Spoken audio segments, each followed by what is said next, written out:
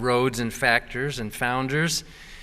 But Linda has been really the spark that got it going, and she's one of the catalysts that keeps the Clergy Project going. It was April of 2009.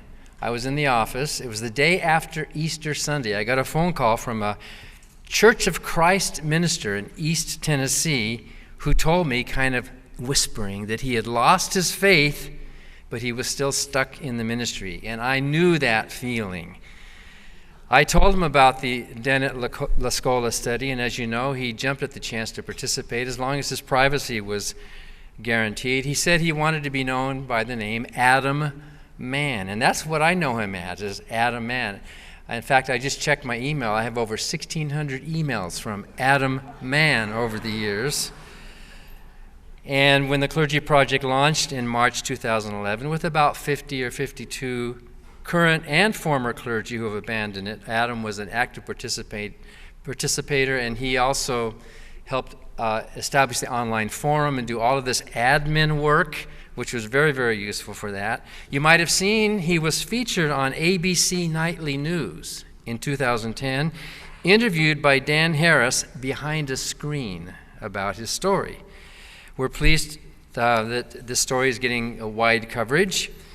So tonight, after being a closeted atheist in the pulpit for many years in the Bible Belt, Adam Mann just is going to come out here publicly as an atheist. He just left the ministry recently.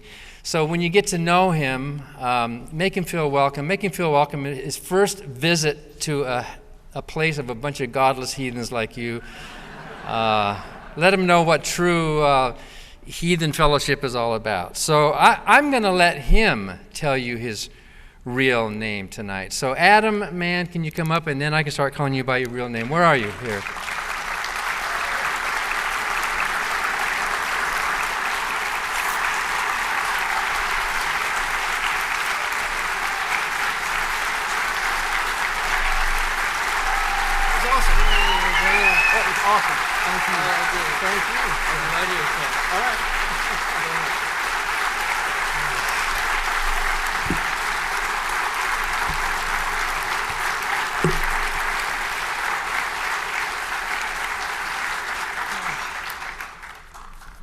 Wow.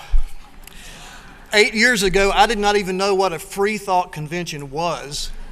Seriously, let alone ever dreamed that I would be speaking at one. Thank you in advance for hearing my story. My story, while unique with my own personal situation and experiences, unfortunately is not unique across the country, or we found out even around the world, because of others who have found themselves trapped by the disheartening position of being a member of the clergy who all of a sudden finds themselves no longer believing in a God or the supernatural. So it's my hope that my story will bring hope to those that find themselves in that perplexing situation. Who am I? For 8 years, I was known as Adam Mann. I told Linda before, I would be walking in the mall and I would hear someone say Adam and I would turn, but never say anything. My real name is Carter Warden.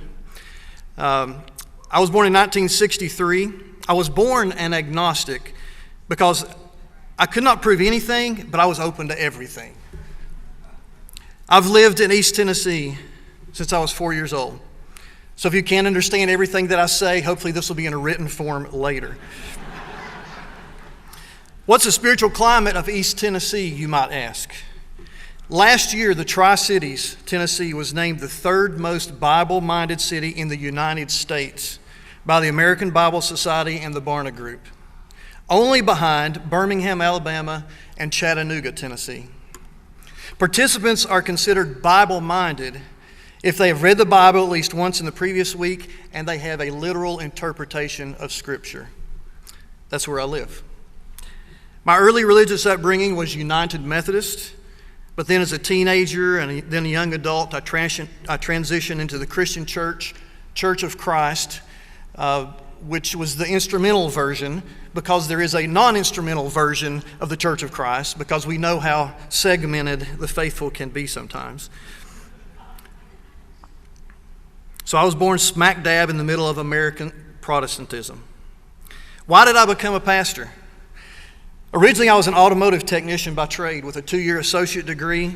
I was always very mechanically minded. Things are very black and white to me. They either worked or they didn't. There's always a logical reason and a corresponding repair. But after a few years of work and deepening involvement in my local church, I sought a more meaningful purpose for my life. And religion did offer that for me at that time. I had married my high school sweetheart.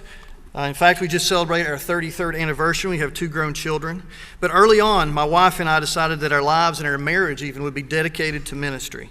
So I went back to school and received an undergraduate degree as a Bible major, sociology minor from a local Christian liberal arts college. I was ordained into ministry in 1988, and I began preaching in a local church. The Christian Church, Church of Christ, does not require that its pastors attend seminary, but I wanted more education. So I went back and obtained a Master of Arts in Religion. So for well over 25 years, I was active in ministry as either a youth pastor, preaching pastor, small groups pastor, administrative pastor of a large church, and also a worship pastor. And then most recently, all that was in the Christian church. And until recently, matter of fact, 2 weeks ago, I was a part-time musician and worship leader for a local United Methodist church.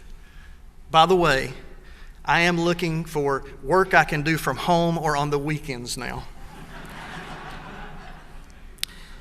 This might shock you, but my church experiences were all pleasant. Every one of them. No horror stories. No feuds with congregations or with church leaders. Matter of fact, today my lifelong friends are all in the church. Church members have shown concern and care for my family during some very difficult times, and for that I will always be grateful. So what changed? My spiritual demise, as some would say, what I'd like to call my intellectual enlightenment, began in July of 2008, after nearly 20 years in full-time ministry. I was leading a small group Bible study, and we were studying this book called Unchristian. It is written by Christians, by the Barna Research Group. We were studying that as a small group experience. And the book tried to look at the way the world views Christians, and it focused on the mosaics and the busters, the 19 to 29-year-olds. You know, the group that the church always loses when they go off to college and they never come back. The research in this book represented the top six criticisms that non-Christians have about Christians. And here's the summary of it. Christians are 1, hypocritical, 2, anti-homosexual, 3, sheltered, 4, conversion motivated, 5, too political, and 6, judgmental. I would say they hit it pretty well on the head, wouldn't you? But I began to look at the big picture, and I took it serious. I tried to step back and see what we Christians look like from a non-believer's perspective. And as I seriously thought about it, I realized one day, I remember I was driving, and we had just studied that chapter in the book, and I thought on being sheltered, and I thought, if a non-believer approached me and tried to start a conversation about evolution, for example, there's no way I could even carry on an intelligent conversation. This was because most fundamental evangelical believers have shunned all secular and scientific teaching about evolution because it's taught by the church to be evil, and it directly contradicts the literal interpretation of Scripture. So I realized that book's right. The indictment of the non-Christians was correct. I was sheltered and I was ignorant about many things. So the book challenged me to do research on my own so that I might know my secular audience, you, so that I could win you to Christ. So I began reading anything and everything on the topics of evolution. Biology, cosmology, cognitive science, philosophy, world religions. And eventually I found myself secretly reading the books and watching debates by the four horsemen of the new atheism, Dawkins, Dennett, Hitchens, and Harris. I read books by Bart Ehrman, Dan Barker, Michael Shermer, Guy Harrison, Greg Epstein, John Loftus, Stephen Hawking, Stephen Prothero, Eugenie Scott, Victor Stinger, Jerry Coyne, Andrew Newberg, Ayan Hershey Ali, as well as the writings of Bertrand Russell, Friedrich Nietzsche, Robert Ingersoll, Charles Darwin, Benjamin Franklin, and Thomas Paine, to name a few.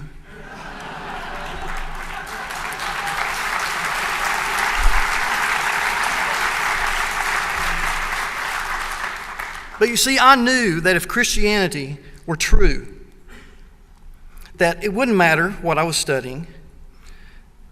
Surely God could and would honor my sincere inquiry into the big questions of life and faith.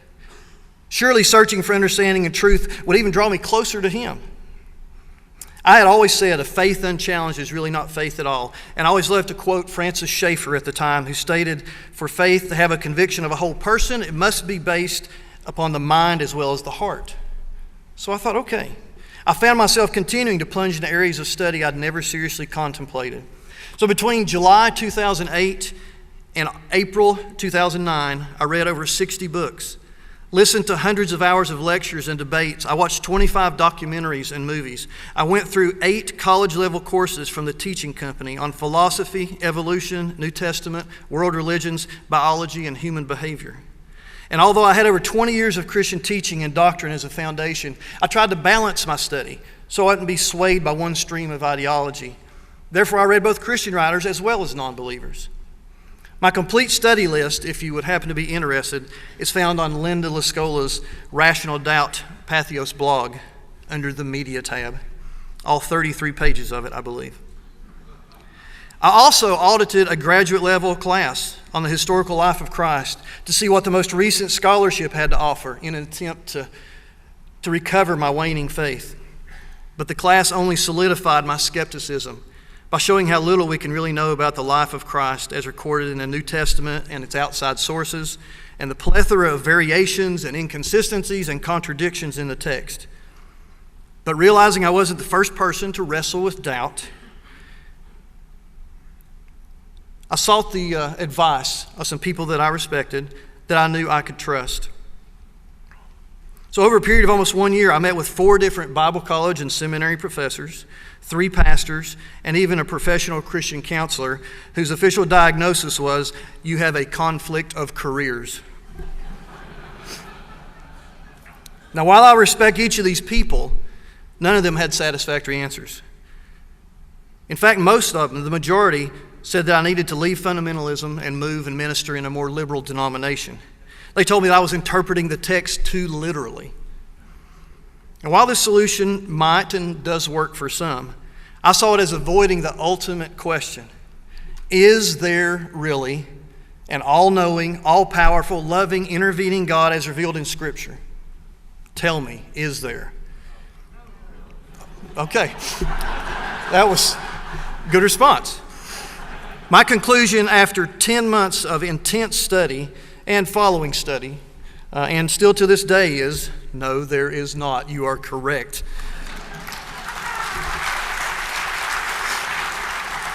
So instead of deepening my faith, my intense study left me no choice but to abandon my once precious faith. I did not lose my faith as though it was something that regrettably slipped away. Rather, I chose to discard it because it no longer made sense to me. Some of the major reasons I no longer believe, in summary, are the contradictions in the biblical text, the discrepant, not only discrepant, but the despicable character of God in Scripture, the questions of theodicy, suffering in the world, the fallacies of answered prayer, the denial of modern science, and the harmful teachings of religion in general. I agree with Dan Dennett, who in the book Caught in the Pulpit, who, by the way, quotes some very good people, that the church has its hands full if it seeks to protect its lay people and even its religious leaders from the influences of the real world. End quote. Modern technology makes information readily available for anyone seeking answers. And therefore the church today faces the same dilemma that God himself fictitiously faced, rather unsuccessfully, in the Garden of Eden, when he tried to keep mankind from that tree of knowledge. Shouldn't that be a red flag to people? Shouldn't that be a warning sign? Shouldn't that be a warning sign when open, honest inquiry is discouraged and even squelched? Faith and knowledge do not go hand in hand. To me, they're more like oil and water. Yes, you can temporarily mix them if you constantly and vigorously shake it and work at it, but when it's left alone in its natural state, they repel each other. So what is a non-believing clergy member to do? Dan shared that on the day after Easter Sunday in 2009, I gathered up the nerve and I looked up the phone number to the Freedom from Religion Foundation, and I called and I asked to speak with Dan Barker, and I was surprised. Dan Barker got on the phone. He answered the phone. I was sitting in my church parking lot. Dan doesn't know this, but I had blocked my number on my cell phone just in case this unknown atheist tried to turn me in to the church authorities or to a news agency. I had read his book, Godless, which was a fairly new book at that time, and I just had to speak with somebody who had experienced what I was going through. I told Dan my entire life had been given to God. My wife and my children and my extended family were all very strong Christians. Our lives revolved around the church. And Dan, you know what it's like? We were consumed by Christianity. It was everywhere in our lives. It was incredible when I talked to Dan. And he's spent a long time talking with me on the phone. It was incredible to find someone who understood, someone who had once been passionate about God and ministry in the church, but has also changed his mind. Allow me to read part of my email the next day to Dan and note the fear of being identified, which we found out all non-believing clergy have, at least at the beginning. Dan, I really appreciate you taking my call yesterday. I'm writing under the fictitious name I've created and a fictitious email account just for such correspondence. I'm interested in you putting me in touch with the person doing the interviews for the Dennett Project. Again, I want to emphasize the need for confidentiality with you and your organization, as well as with the Dennett Project. I know you'll understand this. So I give you permission to give my email to the Dennett contact person. Sorry I cannot remember her name. Adam. Thus the beginning of Adam Mann and the first of over 2,500 emails with Linda LaScola, whose name I will never forget. So in 2009, I became one of the first active clergy members in the pilot study of the original Tufts by Dan and Linda. After that, Linda and Dan orchestrated secret interviews with ABC's Dan Harris and with the Canadian Broadcasting Company, and I was eager to participate in those. So since Linda's always shared about kind of what I did as a secret founder and a website technical administrator and a forum moderator, I just want to share what I learned about being a member of the Clergy Project, about myself and the now nearly 770 Clergy Project members. I learned that I'm not alone. Yes, that's...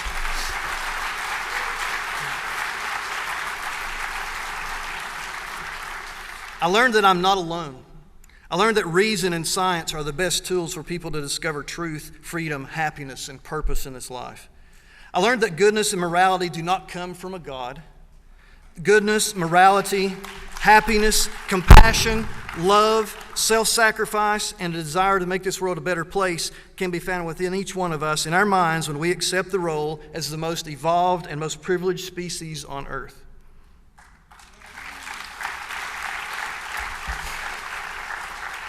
I saw this firsthand in March of 2013 when a former Catholic priest who was a member of the Clergy Project shared on the private forum that he had just been diagnosed with inoperable liver cancer. Roger's amazing positive attitude and willingness to share his pain and resolve with almost complete strangers was a very powerful testimony that there truly are atheists in foxholes, and that death without the hope of something beyond is not only fathomable, but it can be viewed as a welcome experience in this journey of life. Roger and I exchanged emails and spoke on the phone as he awaited his imminent death. I actually interviewed Roger for over an hour by Skype on one weekend, and he gave me permission when I had the time to edit and eventually share that video that we titled The Acid Test of Final Farewells, which was the title of his post on the Clergy Project. In fact, Linda and I hope to share that story on her video blog, that video soon on her blog. Interviewing Roger, he'd told me how inspiring the work of Richard Dawkins and Daniel Dennett had been at one time in his life. And I just wanted to do something for Roger. So I wrote Dan Dennett and shared Roger's story and gave Dan Dennett Roger's phone number. And I left it at that.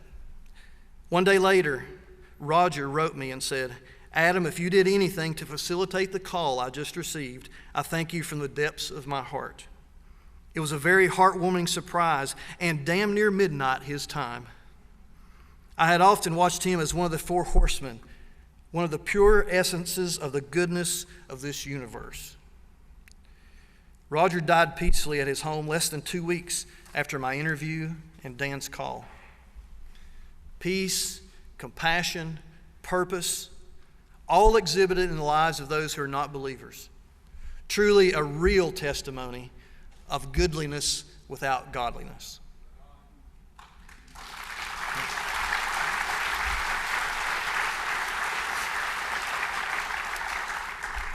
So why go public now?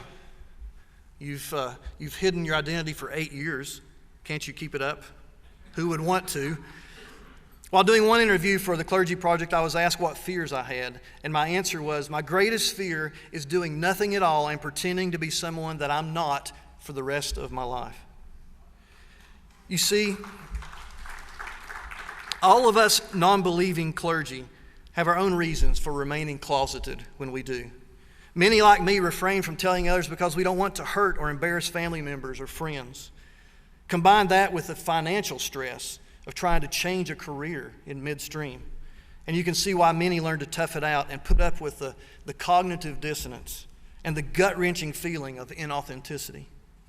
Yet I longed for the day when I could be completely honest and transparent about the journey from faith to reason, especially with those that I love the most.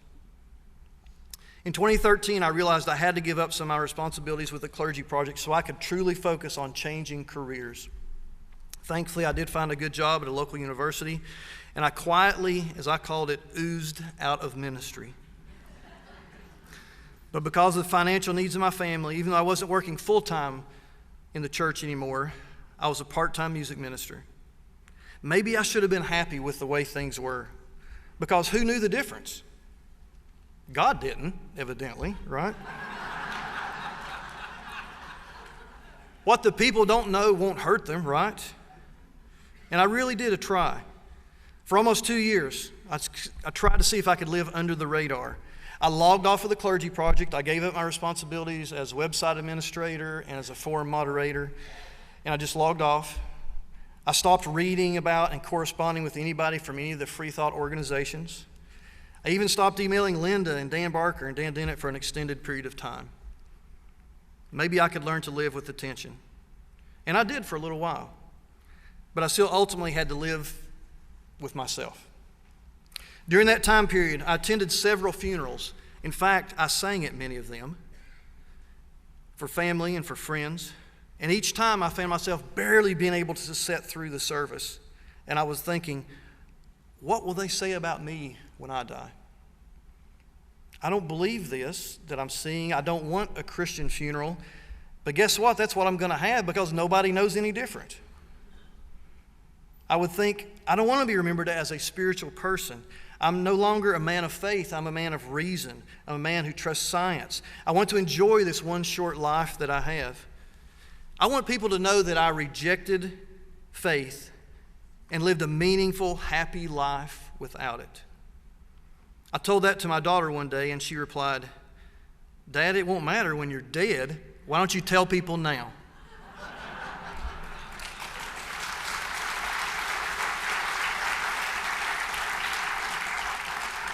In his 2005 Stanford commencement address, Steve Jobs said, "Your time is limited, so don't waste it living someone else's life.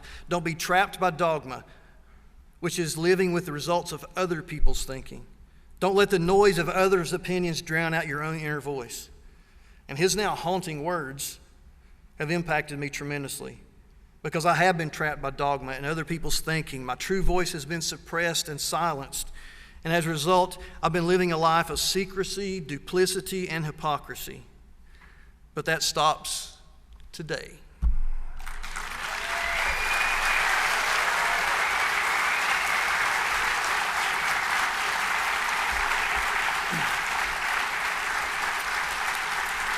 I don't know what the future holds for me. I don't know exactly how my wife or my extended family will react or how I'll be treated in my community. We're here for you. Thank you. If they fault me for being honest, then so be it. Robert Frost in an interview once said, "Freedom lies in being bold." And I ask myself, and I ask you, can we ever be free without being bold? So while I have been freed from faith and belief in my mind for several years now, for me the celebration of true independence comes literally today. It comes right now.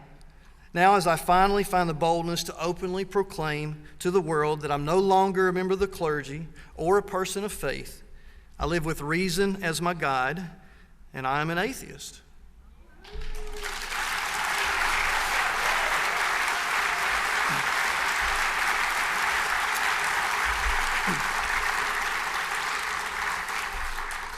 While I like to talk, I love to sing.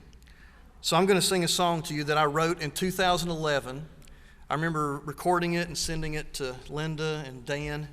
And I said I was just trying to capture what it felt like while I was 2 years out from giving up on God.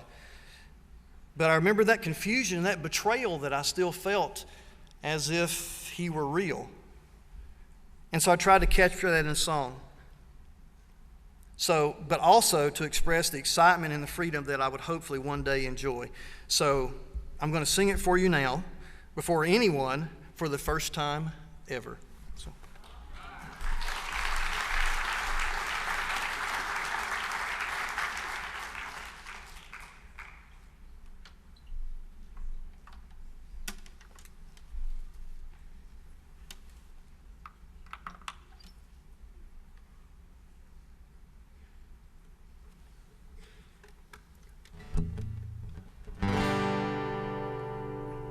It's called Life After You, and bear with me during the first part of the song because I'm singing it to a God that's not there.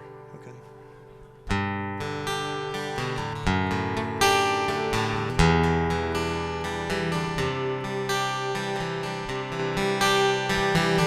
I was searching for the truth. I thought I knew it. I thought it was you. You were my best friend. I never thought this could come to an end. Whoa, whoa, never end.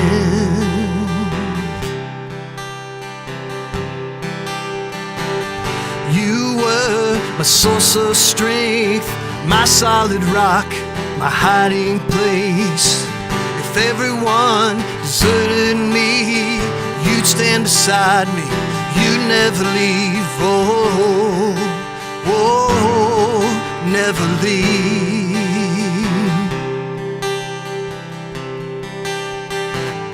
Now I'm here all alone, so empty. Now that you're gone, so I'm crying while I'm trying to pick up the pieces that you left behind. And I'm wondering, and I'm waiting to see what comes of my new life. Life after you, oh, after you.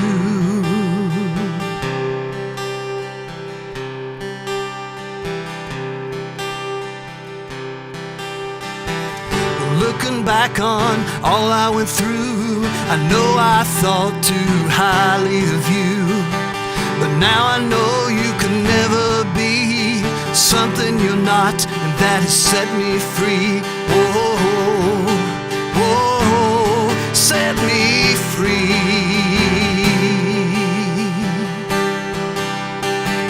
It's okay that I'm here all alone.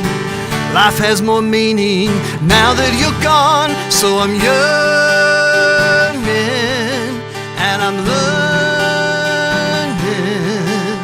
to think for myself and live what I believe. And I'm searching and I'm finding that reason alone had the power to set me free.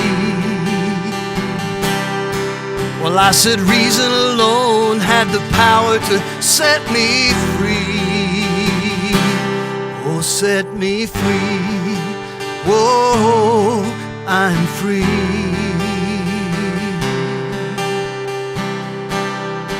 I am free.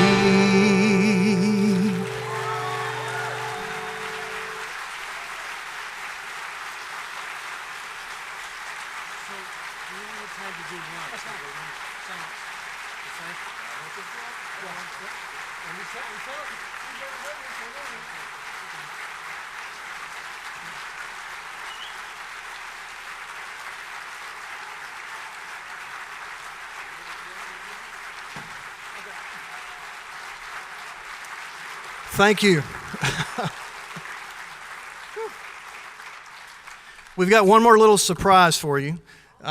We mentioned that over the internet, having never met one another, we collaborated on what I think has been titled Liberating Hymns, right? So we're going to do one of those for you just now. I sent Dan a bunch of music, and I said, I've got some ideas. I'd like to rewrite some of the words to some of the hymns that he and I both knew so well for so many years. And so we picked one we're going to do for you tonight, and it's called The Solid Rock. If you were in the church and you knew it, the chorus went, on Christ the solid rock I stand, all other ground is sinking sand, all other ground is sinking sand. The new title of this song is called The Solid Rock of Science.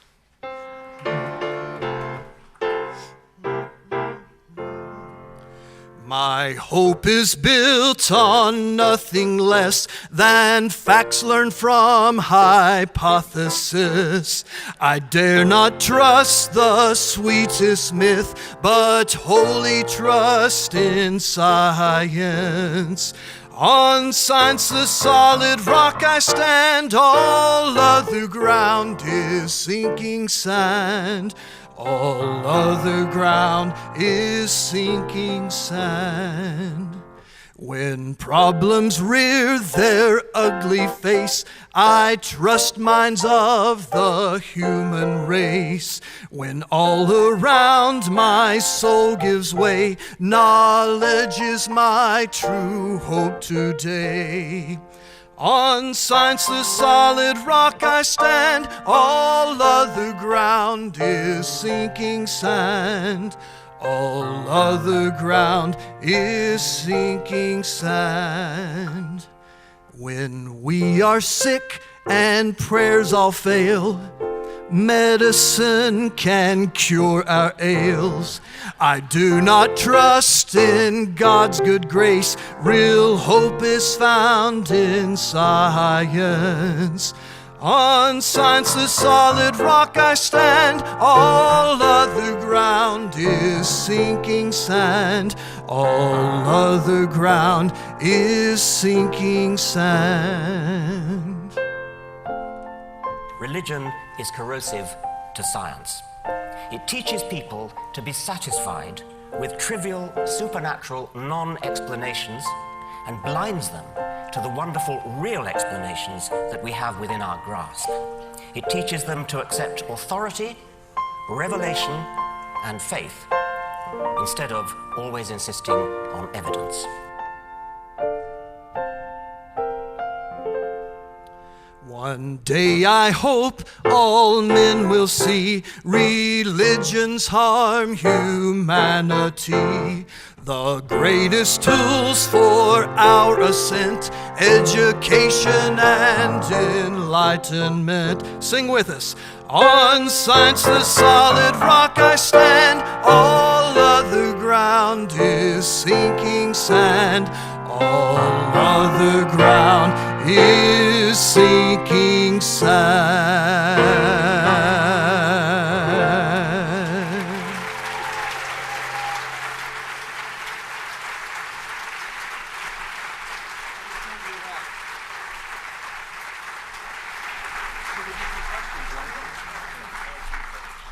We have a few minutes for questions, and we're going to call Linda and Daniel up here too as co-founders of the Clergy Project. You might want to ask some questions about the Clergy Project itself. So here's the cream of the crop. Here is the Clergy Project itself. So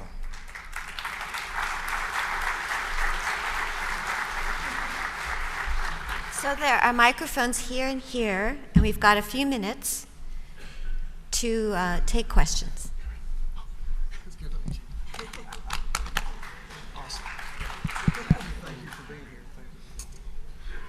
So let's start here. Is this on? Go ahead.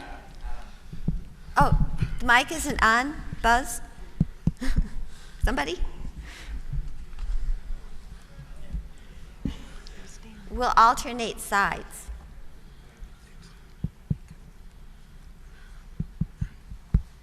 Not a bad guy. Oh, let's start with Sue Kosher. Okay, Testing. well, That mic is on either?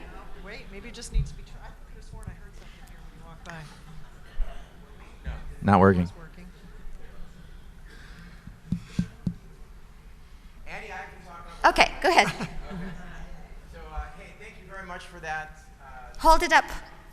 It's not working. I'll just talk about it. So, my question is, you had mentioned you had talked to your daughter, and she had said, well, why don't you just tell everybody? But you had not mentioned if you had told your wife yet, and if so, does she know, or what's the plan to tell her? Yes.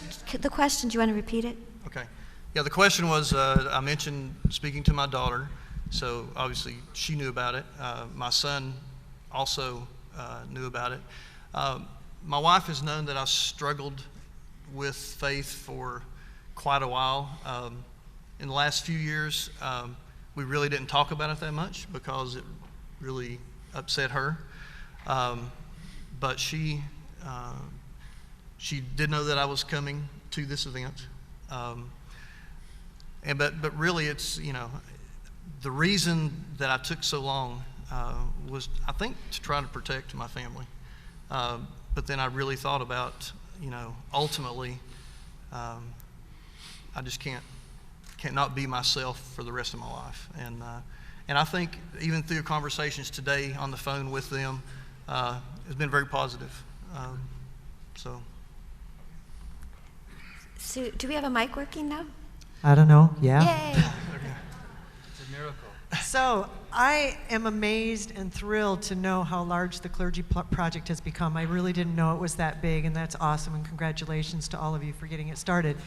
So I'm wondering what we've learned along the way and what's different now between how the Clergy Project works and what happens to people as compared to, say, the first year. First, let me say that although Linda and I both helped get this underway, we're not members. We can't get inside. We're completely outside the Clergy Project because we are neither current nor former members of the clergy. So whatever I know about the Clergy Project, it's what I learn indirectly from people like Carter. Who's Carter? Oh, yeah. Man, you want to talk to that too? So there's more than 600, and they come to it as a landing. 700. 770 almost. 770? Where have I been? I've been planning a convention, I guess. They come as a landing page to compare notes. What books did you read? How did you tell your family? What job did you get? And some of them need counseling, and we have referral for counseling. Some of them need job training, but there's a lot of forums, secret forums. How nice to have a group that none of you have to join, right? It's just, unless you were a former clergy. And it's very refreshing to just share stories and talk. And there's money. The Todd Stiefel Foundation gave money for transitional grants to retrain to get an honest job. And so it's pretty exciting to see all of that happening. And there's different forums for liberal, for conservatives, for different types of churches, and of course the Southern Baptists all want to talk with each other, and the Church of Christ instrumentalists want to talk with each other. But it's really pretty fun, and it's exciting to read some of the stories. And of course Linda and Dan talk about that in their book, Caught in the Pulpit. Over here? Is working? Yeah, okay. Two-part question. What is the composition of the Clergy Project with regards, and I'm going to make three groups here, or you can make different groups, but Catholic clergy, biblical literalists, and liberal Protestants. So how is the composition of the group, and then what are the different struggles, and how differently are there different struggles to those groups? I can't give you exact numbers, but I can say there are many more fundamentalists than any other kind. There are and most of other Protestants, there are a minority of Catholics, although they exist as well. There are many more men than women, and there are many more former clergy than there are active clergy. And it's been that way from the beginning. Even we started with 52, those ratios were similar to what they are now, and we don't really know why, but that's the way it is. Yeah, I think probably of the 770, about 1/4 are still active clergy who are trying to, most of them, some are okay with where they're at for whatever reason, if they're in a very, very, very liberal congregation, and they're almost to retirement. And I'm like, so we talk about that, and there's struggle with it. Some of the other struggles are, as Dan mentioned, is dealing with family or loved ones or friends. How did you come out to people and let them know? Stress because of financial needs. Some people, which I encourage, don't make a hasty decision and just say, I can't take it anymore, and stand up one morning and just tell them all and then lose your job immediately, because as good as that might have felt to tell them that for that split second, you've got to pay bills the next week. And so we try to, sometimes we talk people down from what they really would like to do. It's a very encouraging community, and you have to remember, pretty much all these people have gone into this career to begin with because they care about people. Yeah. And so it's a very compassionate group. It's just we've refocused that compassion. Do we have a quick question there? Well, yes, I have two quick questions. One has to do with my observation that in two different cities I have lived in, and I'm sort of an outsider from religious groups. I have known two people who have left the clergy for sort of unknown reasons, and I would like an idea of what percentage of the clergy this might represent, and you people who are working on this might have an idea of what percentage this would represent. That's my first one. And then well, you might want to answer that first, and then the other one is just as simple. I can't give a percentage, but I also have a guess, because I talk to people, that I meet, and they don't know about the work I do, and they ask the wrong question, like, what do you do, or what research project are you working on right now, and I tell them, and if they're clergy, and I always welcome clergy to come and talk to me, sometimes they will look scared when I say what I'm doing, and I interpret that as they are feeling that way too, that they're kind of afraid to talk to me because they assume that I know what they're thinking. And then I've also had other people, when I told them what I do, they'd come up to me and they'd whisper to me, I could be in that study too. Maybe I should join the Clergy Project too. And they'll just come out and say it. So I don't know the numbers, but I suspect there are a lot of people out there at different stages, but they're sort of stuck where they are. And there's a lot they like about their work. It's not like it's horrible. There's a lot of that clergy do that's very good and that they really enjoy, so it's hard to make that switch. Too bad they have to believe all that stuff in order to do something good. And my second question is, how soon will there be something published that I can read about on this topic? Well, you can answer that question. Well, I'm not going to publish anything about the Clergy Project because, as I've already said, I'm on the outside looking in. If there's a project underway, and I wouldn't be surprised, because there's a lot of, when you've been writing sermons all those years, there's a lot of talent and a lot of eagerness to communicate, and but maybe Linda knows the answer. Yes, I know the answer. There are two books out. You wrote one of them with me. Right? Well, there's that. Yeah. And but that's a very good. I was figuring she already knew about that. Oh, but I don't know about yes. it. So there's that. It's called Caught in the Pulpit, Leaving Belief Behind, and we're going to be signing copies of it very soon. And in fact, Carter here is going to also be signing. You're going to get books signed by him if you like, because he's quoted in it quite a lot under another name. My hearing aid's not working too well, so I must have missed okay, it. I will. Thank you. And then the other thing is there is a book out now called From Apostate,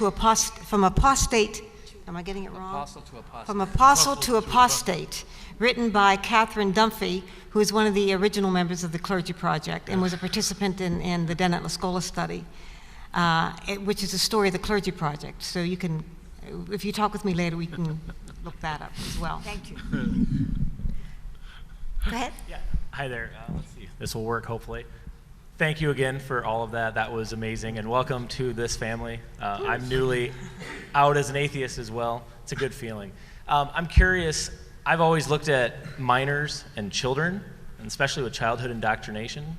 Now that your worldview is different, is your perspective on your role or clergy's role in influencing children changed? Do you want to try to do something towards that? Yeah, that's my own personal perspective. I look back at things that, obviously I was teaching what I thought was truth. And so I don't know that I ever saw any damage from that, but I've heard horror stories from maybe more extremists or beliefs. I don't know. I really don't know what I'm going to do about it right now. I know I'm just going to try to be honest with people, how that starts. I think there's a fine line between how you can step in someone's parenting role and trying to step into that because it's their home and their thing. But I think my role is hopefully to talk to the adults, and because you're not going to have access to the children, nor do you really need that access to them. But if you can make the parents think or the adults think, hopefully you can bring about positive change. That's a good question, though. I'd like to add something to that. For a number of years now, I've been advocating that study of world religions be an obligatory part of all schooling from primary school up through high school. I think one of the problems is that everybody is so afraid they misinterpret church-state separation and think that we mustn't ever talk about religion in school. No, religion is a natural phenomenon. It's just as important as global warming or economics or politics, and it should be taught evenly, factually, and what I particularly like to urge is that it should be obligatory for homeschoolers too. And when people say, but you know that they will do a terrible job teaching it, and I say, that doesn't make any difference. I don't care if they tell their children, this is the devil's spawn, but you have to learn it because you're going to be examined on it. They still have to face the fact that their children are not going to be sheltered from that information about how people in the rest of the world view their lives.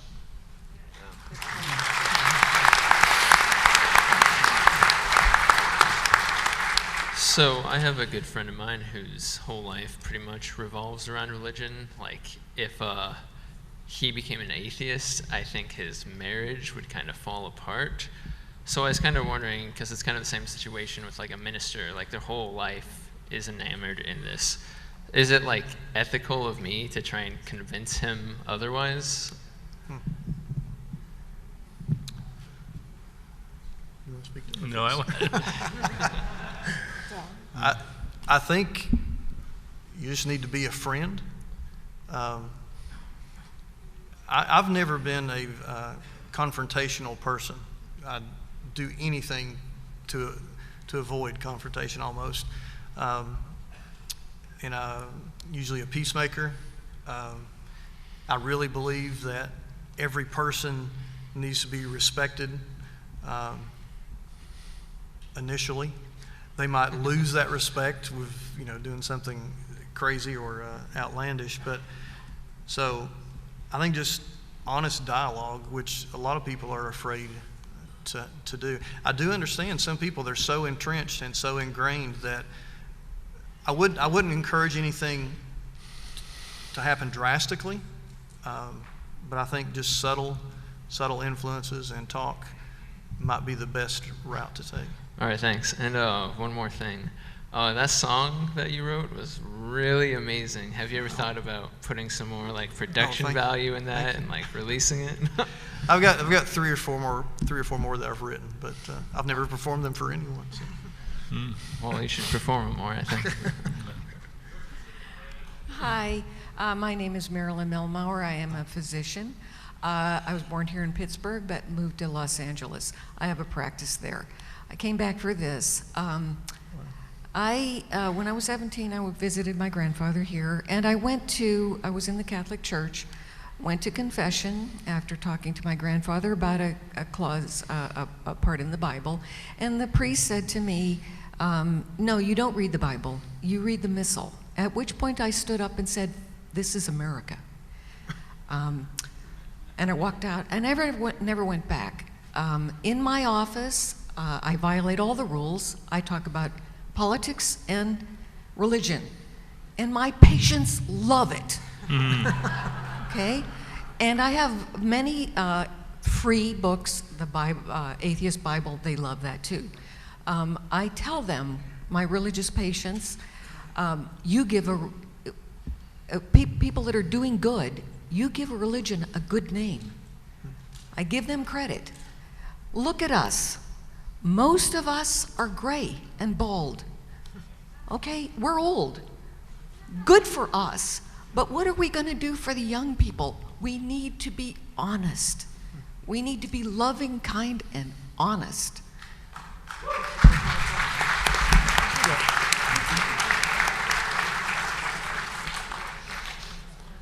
You're talking about the Clergy Project, but I'm curious, are there any rabbis who have a discussion group? Because our daughter has a friend who has gone through rabbinical training, and after listening to everything that he studied, it's like really hard to imagine how this young, bright man can believe in God, except for maybe his six-figure salary. But anyway, you're nodding your head, so that's a good thing. There are rabbi members of the Clergy Project, and there are two rabbis who participated in our research as well. But I just want to tell a story about when I would tell people about the project, and if I was talking to Christians, they would say, oh, I don't think, that my pastor would have any of those strange atheistic beliefs. But when I would mention it to Jewish people, they would say, I bet my rabbi doesn't believe in God. Well, I will just close with something that just popped in my mind. I shared this only with Linda, my experience the other morning. This has been on my mind and thinking about what do I really want to say. And so I was hurrying to work, and I went to FedEx to drop off a package, and I pulled out of the FedEx parking lot, and a car pulled directly in front of me, and stopped me, so I could not move and exit. And I thought, what is going on? And the guy rolled down his window, and we repositioned our cars, although I couldn't get out. And I said, what's going on? And he said, I hate to do this. He goes, you're not going to believe my story. He goes, I'm traveling from X point to X point. I have $1.30. I've lost my credit card. I don't have money for gas. Similar story that I would hear a lot at the church when people would come by wanting money. But his was very, very plausible or somewhat plausible. And I thought, normally sometimes I help people, sometimes I won't. It depends if it makes sense. And I thought, it could be that way. And so I looked at my wallet, and I had one $20 bill in my wallet. And I told the guy, I said, I've got $20. And I said, I'm going to give it to you. I said, I normally don't do it, but I hope it meets your need. And as soon as I handed him the $20 bill, he leaned forward in the car, and I saw a huge cross around his neck. And I just thought it was very interesting. I was just going to give it to him. And he said, God bless you. He goes, you are an answer to prayer. And he said, and I didn't say anything. I was getting ready to, and then he said, by the way, will you keep praying for me, because I've got to make it to a certain place by a certain time. And I thought, that split-second reaction, I thought, should I bring this up or not? And I said, And I said, well, actually, I don't believe in prayer. And I said, but what I do believe is this $20 bill is going to do you a whole lot more good and get you where you really need to be. Right on.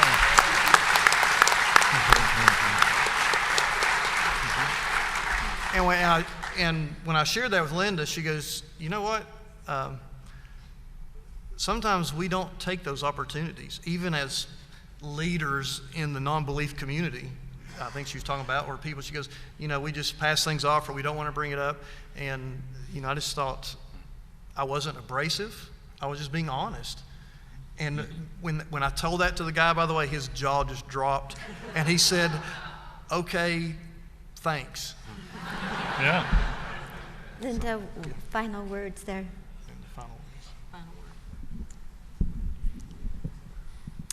I'm just so thrilled that Carter, and I have to get used to using that name, has finally been able to be himself, and that we're all here to appreciate it with him, and all of you as well. It's wonderful.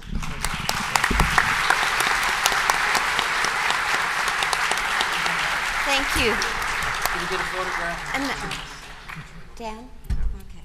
You're going to do a photograph. Oh, okay. We're just going to take a quick photograph for posterity, and then we're going to bring on our Emperor Has No Clothes awardee this year, Lawrence Krauss.